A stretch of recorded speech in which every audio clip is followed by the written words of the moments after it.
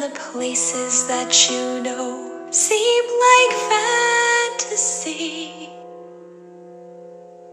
There's a light inside your soul that's still shining in the cold, with the truth, the promise in our hearts. Don't forget, I'm with you in the dark.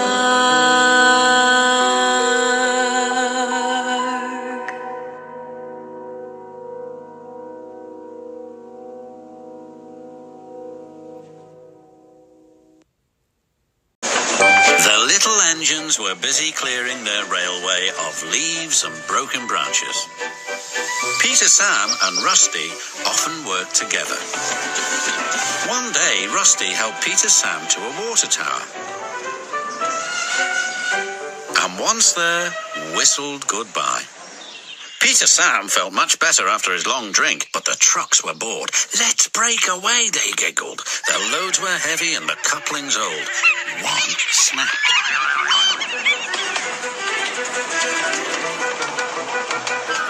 Faster, faster, shouted the trucks. A sign read, slow, steep bends and ravine ahead, but the silly trucks never saw it.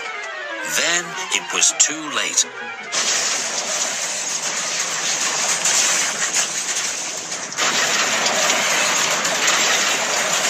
Peter, Sam arrived at the scene of the disaster. His driver sighed.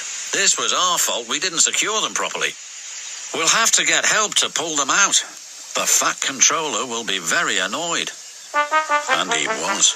You will shunt trucks in the yards till I can trust you again. Duncan was delighted with Peter, Sam's dilemma. Fancy no securing your trucks on a hill. They'll come back to spook you in your special funnel. Woo, woo, woo. And who's to say that you're not afraid of ghosts, snapped Rusty. Pah, ghosts. Things that go bump in the night are rubbish.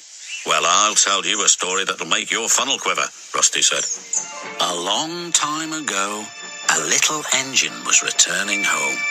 It was a misty moonlit night. As the engine crossed the old iron bridge, he suddenly lost control and plunged over the side into the swamps below.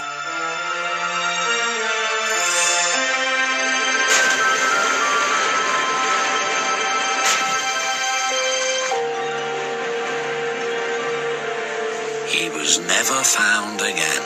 But many a workman will tell you that when the moon is full, they have seen the little engine trying to get home, but he never reaches the other side.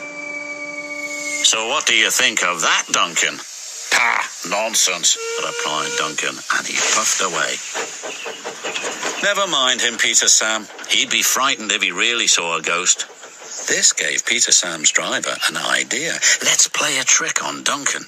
The next day, he spoke to Duncan's driver and fireman, who agreed. We'll do it tonight, they said. Duncan had to take coal trucks to the slate mines, and then bring slate trucks back. Duncan's driver decided as part of the plan to cross the old iron bridge. Haunted bridge, pah, snorted Duncan. It's as tame as a pet rabbit. But all the same, he kept thinking about Rusty's story. When dusk fell, he was keen to leave. If we don't go now, Scarlet will take my favourite place in the sheds. We can't go back until we've collected all the trucks, his driver replied. He could see their plan was working because Duncan was nervous.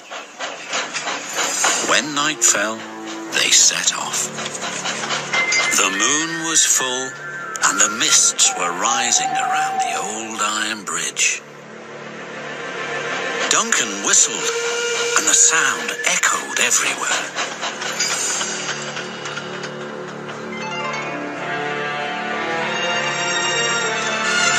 Then ahead, he saw flickering lights. His driver knew they were only little insects that shine brightly at night, but to Duncan, they looked like an engine. Next, his driver secretly threw a rock from the cab into the ravine below. It's the ghost! Take me back, please! When Duncan reached the safety of his shed, he closed his eyes tightly. "Spooked, are you, Duncan?" laughed his driver. "No," wailed Duncan, "I'm asleep," and refused to open his eyes. He did, though, when he thought his driver wasn't looking, just to make sure that he was still there.